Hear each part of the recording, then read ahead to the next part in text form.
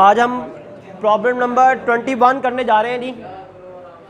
Problem number 21 करने जा रहे हैं। लास्ट लेक्चर में हमने प्रॉब्लम नंबर 19 की थी। मैंने बताया था प्रॉब्लम नंबर 18 आसान है, वो आप लोग खुद कर लें। 19 हमने लास्ट लेक्चर में की थी, आज 21 करने जा रहे हैं। 20th प्रॉब्लम, प्रॉब्लम नंबर 2 और प्रॉब्लम नंबर 3, प्रॉब्लम नंबर 2, 3 और 20 ये हम एंड पर करेंगे। मैंने बताया इसमें एक अलग इशू है जो तीनों में कॉमन है, वो बाद में करेंगे। अभी हम प्रॉब्लम नंबर 21 करने जा रहे हैं, बड़ी इंपॉर्टेंट है। Mister Abu Bakar working as a teacher in a recognised university. सबसे पहले उसकी बेसिक सैलरी है 21 लाख, फुली टैक्सेबल है। Basic salary 21 lakh fully taxable है।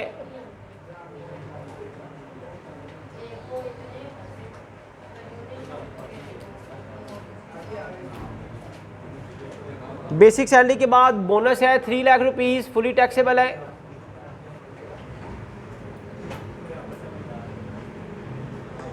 बोनस के बाद एंटरटेनमेंट अलाउंस है, फुली टैक्सेबल है।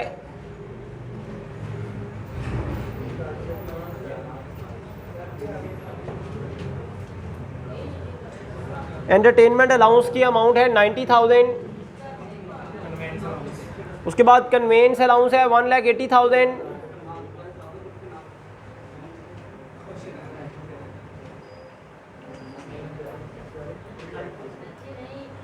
फुली टैक्सेबल है। उसके बाद leave fair assistance, travel with in Pakistan 60,000, fully taxable है।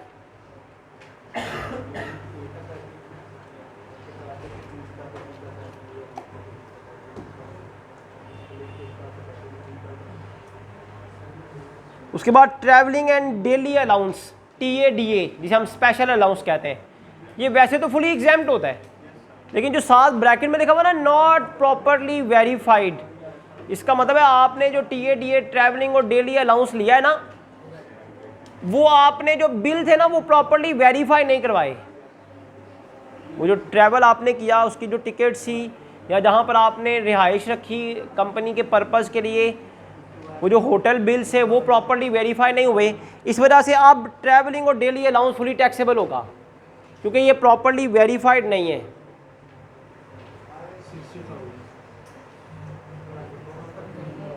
वैसे ट्रैवलिंग और डेली अलाउंस फुली एग्जाम्प्ट होते हैं, नॉट प्रॉपरली वेरीफाइड।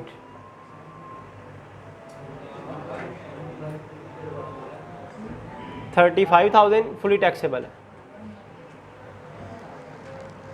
उसके बाद सीनियर पोस्ट अलाउंस,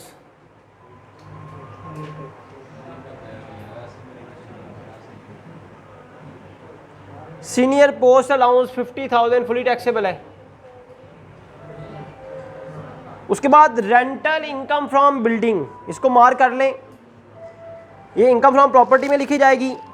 इसके साथ ही ब्रैकेट में लिखा हुआ है including 30,000 rent of furniture and fitting.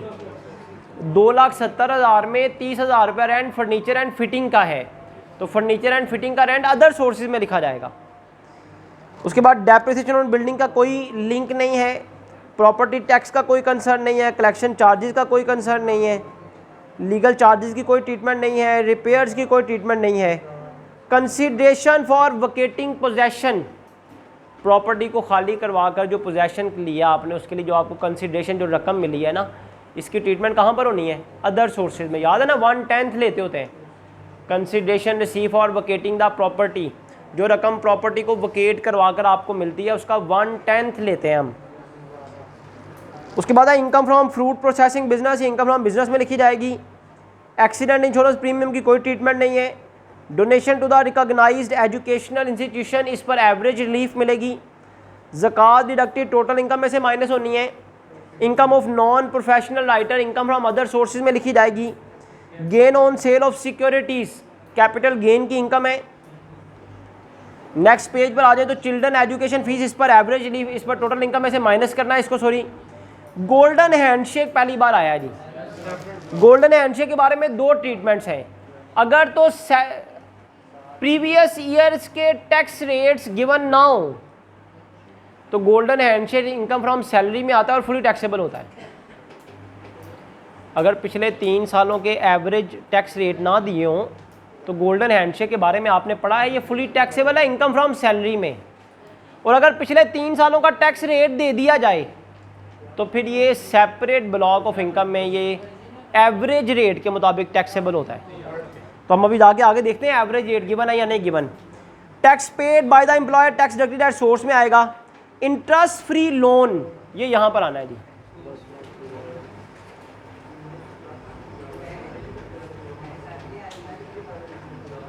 तो देखें लोन की रकम 10 लाख से ज़्यादा है, लोन की रकम 10 लाख से ज़्यादा 12 लाख है जी। लोन की रकम 12 लाख है, 12 लाख है, तो लोन की अमाउंट पर, क्योंकि इंटरेस्ट फ्री लोन है ना, 10% टैक्स होगा एट द रेट ऑफ 10%। कितना आ जाएगा? 1,20,000। Interest free loan from employer है, 1,20,000 टैक्सेबल हो जाएगा। उसके बाद जी interest free loan from employer के बाद तरतीब से आगे चले तो interest from yarn business, income from business में लिखा जाएगा। Gain on sale of security constructed property एक है, फिर दूसरी फिर दोबारा से है gain on sale of constructed property. एक के बारे में लिखा हुआ है जी वो दिसंबर 2019 में कंप्लीट हुई, एक के बारे में लिखा हुआ है दिसंबर 2018 में कंप्लीट हुई। मतलब एक का होल्डिंग पीरियड 1 साल है, 1 साल से कम है, एक का holding period more than 1 year है। एक फुली टैक्सेबल है 5% के हिसाब से और एक 75% टैक्सेबल है 5% के हिसाब से। उसके बाद नोट्स में लिखा हुआ है rent free furnished accommodation is provided by the employer, entitled rent for accommodation is 6 lakh. Rent की जो एंटाइटलमेंट है वो 6 लाख रुपए की है और फेयर मार्केट रेंट कितना है? 8 lakh. House is owned by the spouse. Accommodation facility, accommodation facility के बारे में क्या पढ़ा हुआ है आपने? एंटाइटल्ड अमाउंट ऑफ रेंट लिखते हैं number 1। Entitled amount of rent कितनी है? उसका जो एंटाइटल्ड अमाउंट ऑफ रेंट की अमाउंट है, फेयर मार्केट रेंट लिया जाता है हमेशा। फेयर मार्केट रेंट है 8 लाख और उसे मकान की सहूलत दी जा रही है। देखें क्या लिखा हुआ है, रेंट फ्री फर्निश्ड अकोमोडेशन।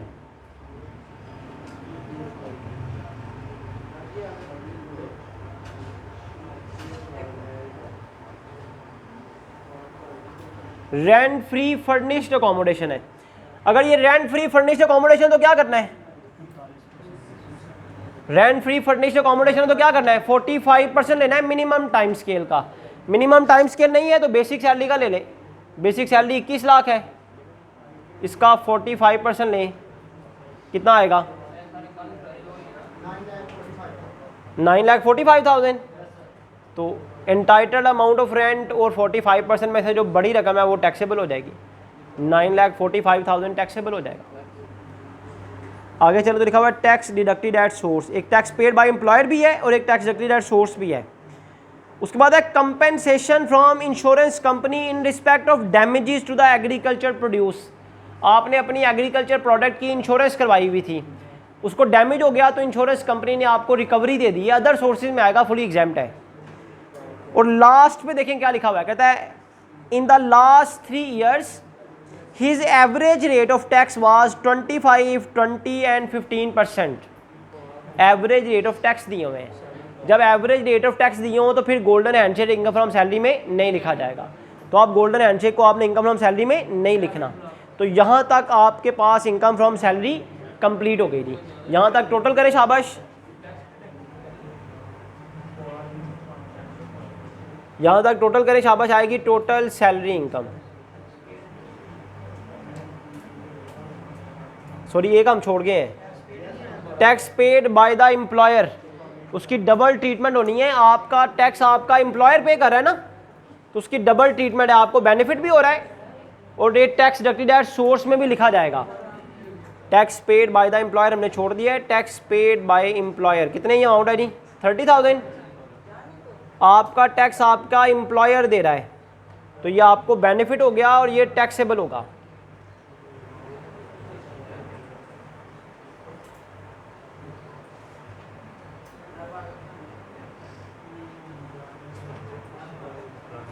बताएं शाबाश, टोटल सैलरी इनकम कितनी है?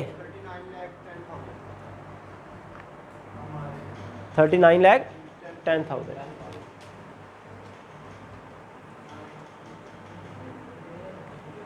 आगे जी total salary income 39,10,000। Salary income के बाद नेक्स्ट हेडिंग किसकी देनी है आपने? इनकम फ्रॉम प्रॉपर्टी की।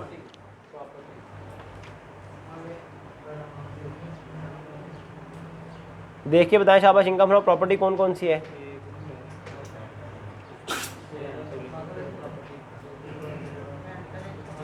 रेंटल इनकम फ्रॉम प्रॉपर्टी कितनी लिखी हुई है? 2,70,000। और साथ ही ब्रैकेट में लिखा हुआ है इसमें 30,000 रेंट शामिल है फर्नीचर एंड फिटिंग का।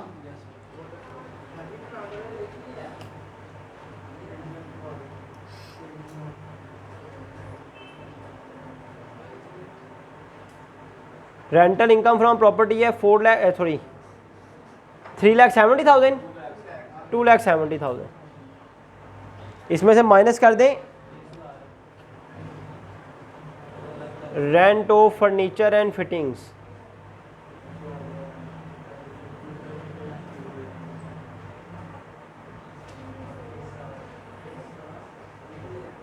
तो कितनी आ जाएगी? 2 लाख। इसके अलावा मैंने बताया था जो प्रॉपर्टी से रिलेटेड लिखा हुआ ना, depreciation on building, property tax paid, collection charges, legal charges for drafting of rent agreement, repairs of property. Individual के लिए इन एक्सपेंसेस का कोई लिंक नहीं है, इन एक्सपेंसेस की कोई ट्रीटमेंट नहीं है, इंडिविजुअल्स के लिए भी और एसोसिएशंस के लिए भी। तो प्रॉपर्टी इनकम आपकी 2,40,000 है, इसके साथ लिखेंगे टू बी टैक्स्ड सेपरेटली।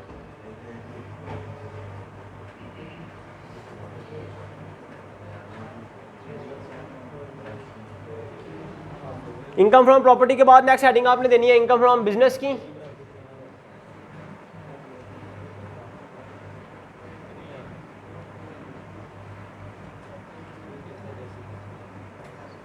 बताएं शाबाश, इनकम फ्रॉम बिजनेस में क्या क्या दिया हुआ है आपको? देखकर बताएं इनकम फ्रॉम बिजनेस में क्या क्या दिया हुआ है।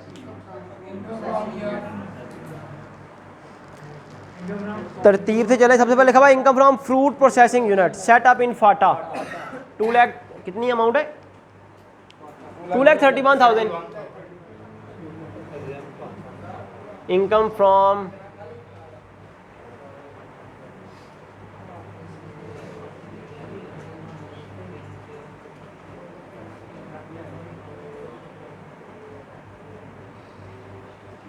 $2,31,000 फुली एग्जाम्ड। उसके बाद income from non professional writer other sources में आएगा। Then income from yarn business 70,000, ये इनकम फ्रॉम बिजनेस में आएगा और फुली टैक्सेबल होगा। Income from yarn business 70,000 taxable हो जाए। इनकम फ्रॉम यार्न बिजनेस के बाद और कोई इनकम फ्रॉम बिजनेस नहीं है जी, तो इनकम फ्रॉम बिजनेस भी यहाँ पर कंप्लीट हो गया। अब नेक्स्ट हेडिंग देनी है जी income from other sources.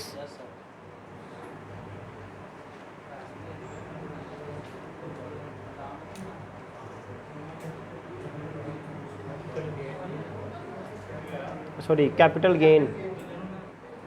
Income from business के बाद नेक्स्ट हेडिंग देनी है इनकम कैपिटल गेन की। Capital gain section 37। Capital gains की इनकम देखें जी कौन कौन सी हैं। पेज नंबर 480 के सबसे एंड पे लिखा हुआ है gain on sale of securities.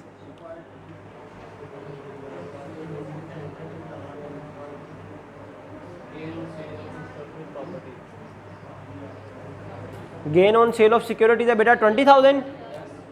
Holding period देखें इसका मोर देन एक्वायर्ड बिफोर 1 जुलाई 2013। आपने ये क्वेश्चन करना है जी 30 जून 2020 तक, तो मोर देन 6 ईयर हो चुके हैं। वैसे भी 1 जुलाई 2013 से पहले जितनी भी सिक्योरिटीज आपने खरीदी होंगी वो फुली एग्जैम्प्ट है, ये इसका टैक्स नहीं है, ये फुली एग्जैम्प्ट है।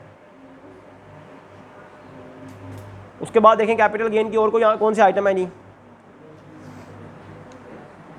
सबसे एंड पे कैपिटल गेन की आइटम लिखी हुई है, gain on sale of constructed property, gain on sale of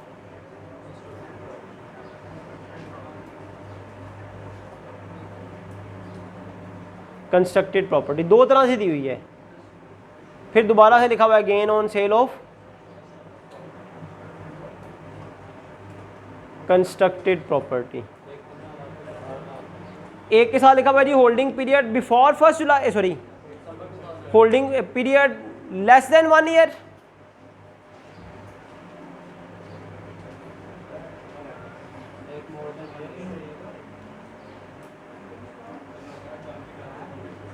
और एक के साथ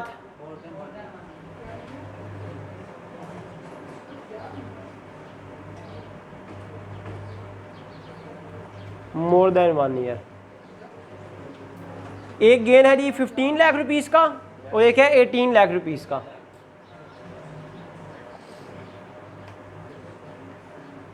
ये जो अप टू 1 ईयर है ना, ये तो लेस देन 1 ईयर या अप टू 1 ईयर, ये तो इसका तो ये तो फुली टैक्सेबल होगा। और फुली टैक्सेबल का मतलब है 5% taxable, taxable under separate block of income. ये भी इसी तरह ही taxable under separate block of income. तो कैपिटल गेन के बाद, कैपिटल गेन के बाद नेक्स्ट हेडिंग किसकी देनी है आपने? Income from other sources.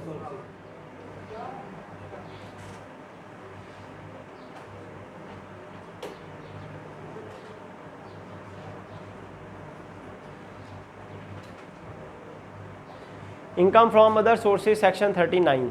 अब देखें इनकम फ्रॉम अदर सोर्सेज में क्या क्या आता है। तरतीब से बड़ा चलना है तो आप सबसे पहले consideration for vacating possession 90,000, consideration for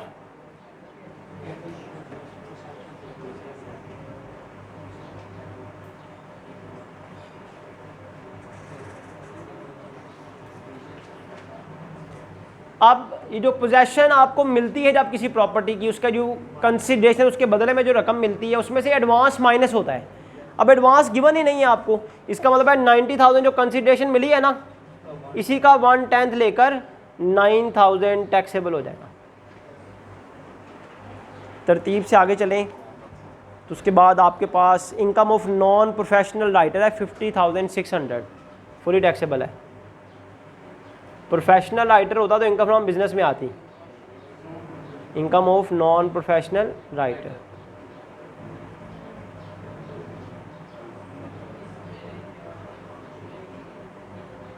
50,600 fully taxable. Capital gain, फिर children education fees, golden handshake, tax paid, interest, income from yarn business, उसके बाद rent free accommodation, tax deducted at source, compensation from insurance company, compensation from insurance company in respect of damages to the agriculture produce, in respect of damages to the agriculture produce कितनी आ गई जी? 80,000 fully exempt है। तो यहाँ तक देखें जी सारे source of income complete हो गए। यहाँ तक आप टोटल करें तो आपके पास टोटल सैलरी इनकम आ जाएगी।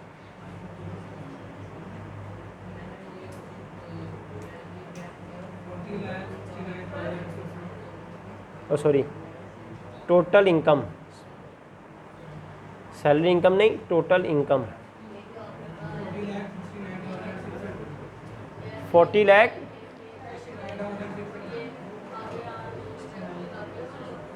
69,600।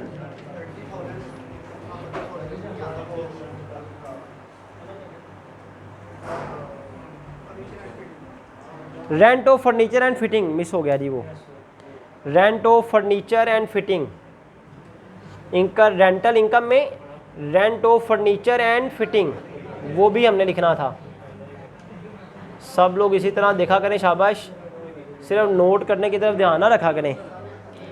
Rent of furniture and fittings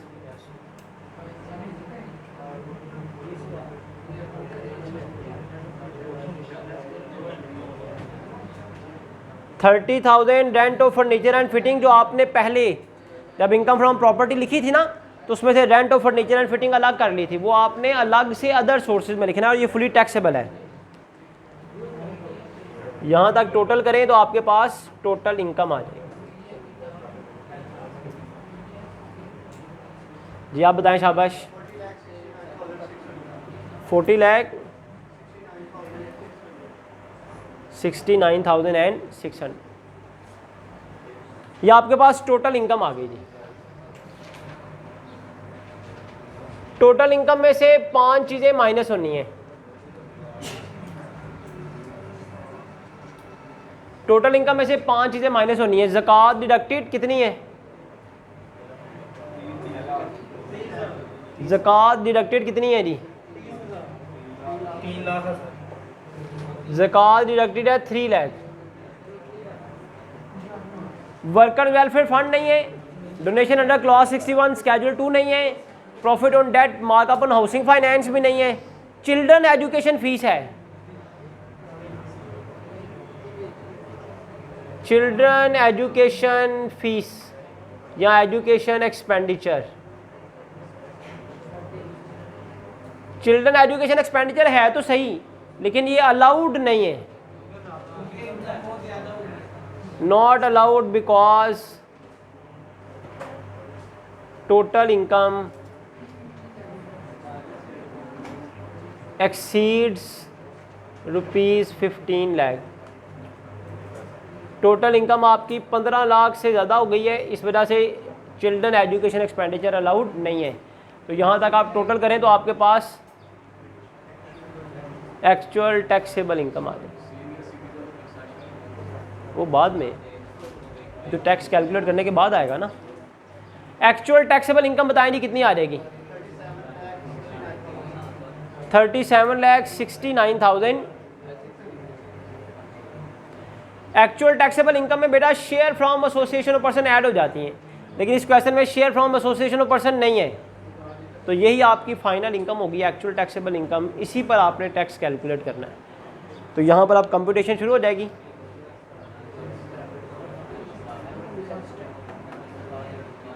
computation of actual tax payable. सब लोग देख के बताएं शाबाश। 37,69,600 कौन सी स्लैब में आता है? 6 स्लैब की क्या रेंज है जी? 35 लाख से 50 लाख। 6 स्लैब की रेंज है 35 लाख से लेकर 50 लाख तक। तो 35 लाख से स्लैब शुरू हो रही है, इसका मतलब है 35 लाख तक फिक्स टैक्स होगा। 35 लाख तक फिक्स टैक्स कितना होगा देखें जी?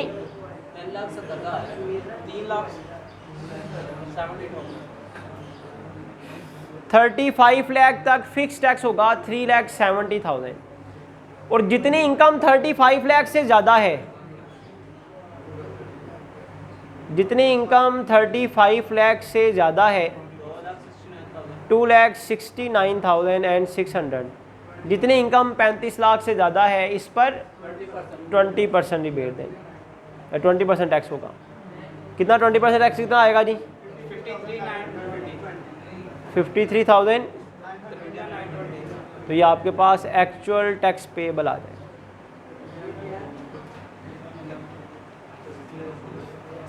ऐड करके बताएं शाबाश।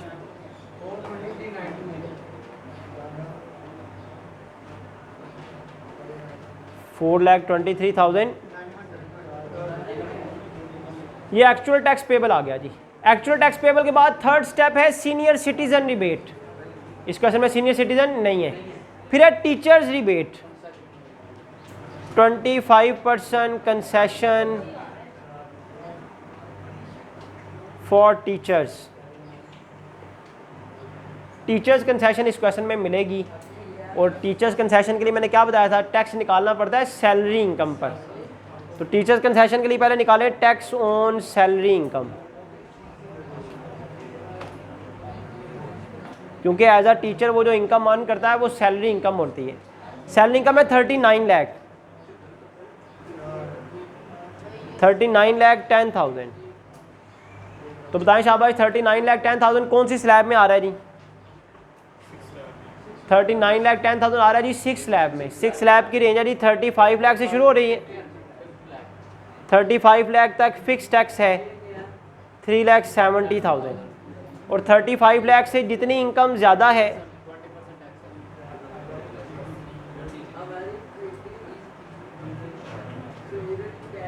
4,10,000, 4,10,000 पर 20% टैक्स है।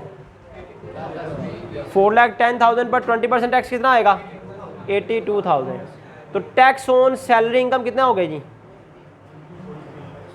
4,52,000। टैक्स ऑन सैलरी इनकम आ गई 4,52,000। तो सैलरी इनकम जो 4,52,000 है, इस पर 25% कंसेशन है। सारे टैक्स पर 25% नहीं है, सैलरी के टैक्स पर 25% है। तो सैलरी के टैक्स का 25% लिया आपने, कितना आ रहा है जी? 1,13,000। तो एक्चुअल टैक्स पेबल में से आपने 25% कंसेशन फॉर टीचर्स माइनस की, तो आपके पास टैक्स पेबल कितनी आ जाएगी जी? 3,10,920। ये टैक्स पेबल आपके पास आ गया। ये टैक्स पेबल आ गया आफ्टर 4th स्टेप। बेटा 5th स्टेप है इसके बाद फॉरेन टैक्स क्रेडिट, वो इस क्वेश्चन में नहीं है। 6th स्टेप है एवरेज रिलीफ। देखिए एवरेज रिलीफ वाली आइटम है वो इस क्वेश्चन में, कौन सी है?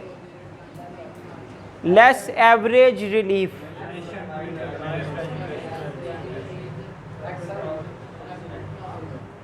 एवरेज रिलीफ फाइंड आउट करने से पहले आप फाइंड आउट करें भाई अमाउंट अलाउड फॉर रिलीफ कौन सी है।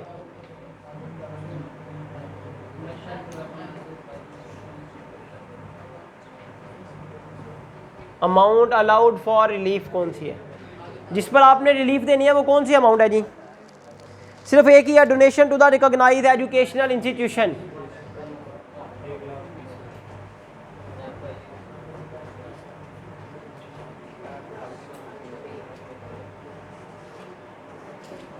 Donation to the recognised educational institution 1,20,000 की डोनेशन है, इस पर एवरेज रिलीफ देनी है। एवरेज रिलीफ का मैंने तरीका बताया था, रेट पर्पस वाले टैक्स को रेट पर्पस वाले इनकम पर डिवाइड करें। नहीं है तो जो पिछले स्टेप का टैक्स है, जो पिछले स्टेप का टैक्स है 3,10,920, जो पिछले स्टेप का टैक्स है इसको डिवाइड कर दें एक्चुअल टैक्सेबल इनकम के साथ। तो एक्चुअल टैक्सेबल इनकम है 37,69,600 एक्चुअल टैक्सेबल इनकम। तो जो पिछले स्टेप का टैक्स होगा इसको एक्चुअल टैक्सेबल इनकम से डिवाइड कर दें, और जिस पर रिबेट देनी है उससे मल्टीप्लाई कर दें, जिस पर रिलीफ देनी है उसे मल्टीप्लाई कर दें। जी शाबाश।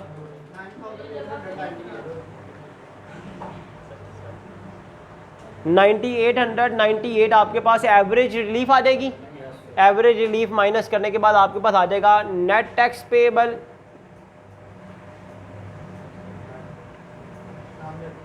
$9,898 एवरेज नेट टैक्स पेएबल के बाद इसमें ऐड करना है add tax on separate block.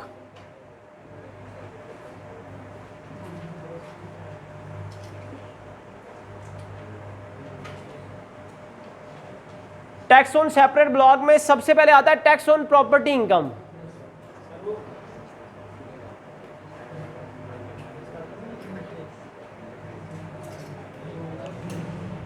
Property income कितनी है जी?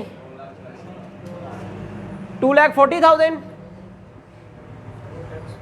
प्रॉपर्टी इनकम 2,40,000 है।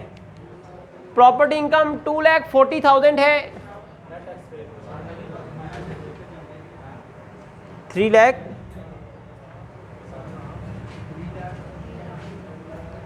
नेट टैक्स पेबल कितना आ गया?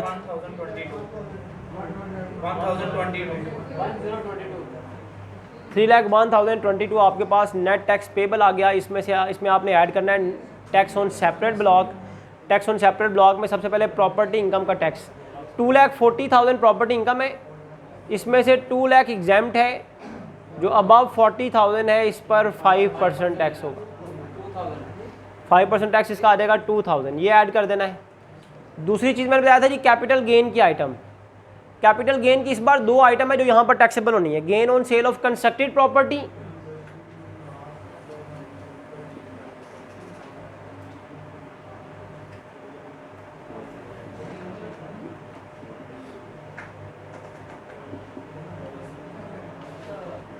एक जिसका holding period up to 1 year है ना, ये फुली टैक्सेबल है, फुली टैक्सेबल है at the rate of 5%।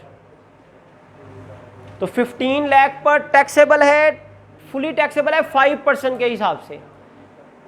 15 lakh का 5% है कितना आता है 75,000। और ये जो दूसरी कंस्ट्रक्टेड प्रॉपर्टी है इसका holding period more than 1 year है, इसका 75% हिस्सा टैक्सेबल होगा, 3/4 जिसको कहते हैं। Gain on sale of constructed property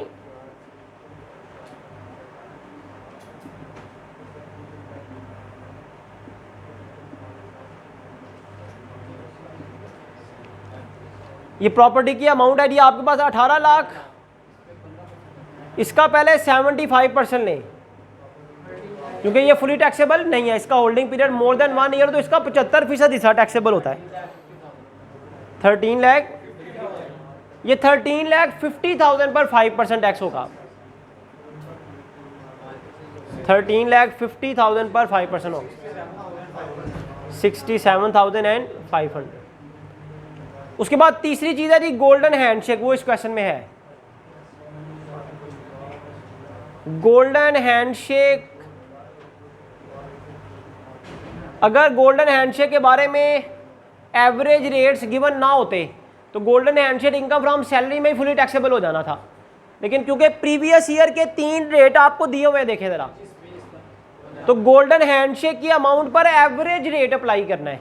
golden handshake की अमाउंट कितनी है 4 लाख, इस 4 लाख पर एवरेज रेट अप्लाई करना है। एवरेज रेट कैसे आएगा, पिछले 3 सालों के रेट कौन कौन से हैं 20%, 25% और 15%, इन तीनों को ऐड करके 3 पर डिवाइड करें तो 60/3 आ जाएगा, तो एवरेज रेट आएगा 20%। तो क्या करना है, ये जो रेट है ये अप्लाई कर देना गोल्डन हैंडशेक पर। गोल्डन हैंडशेक 4 लाख का है, उस पर ये 20% रेट अप्लाई करें तो गोल्डन हैंडशेक का टैक्स आ जाएगा 80,000। तो यहां पर सेपरेट ब्लॉक के टैक्सेस ऐड हो गए। अब आपके पास आ जाएगा net total tax payable.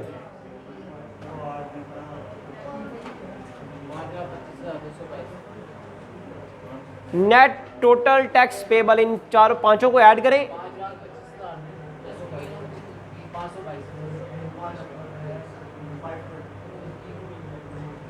Net total tax payable के बाद लास्ट स्टेप है टैक्स डिडक्टेड एट सोर्स।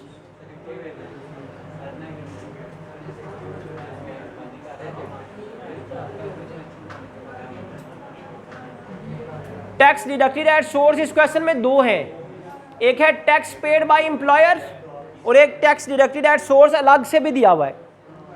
एक है जी tax paid by employer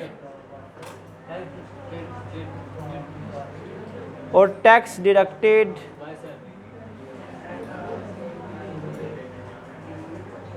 at source. Tax paid by the employer है जी 30,000, वो भी माइनस हो जाएगा। टैक्स डिडक्टेड एट सोर्स कितना है 3 लाख, ये दोनों माइनस हो जाएंगे। अब आपके पास आ जाएगा net tax payable with return.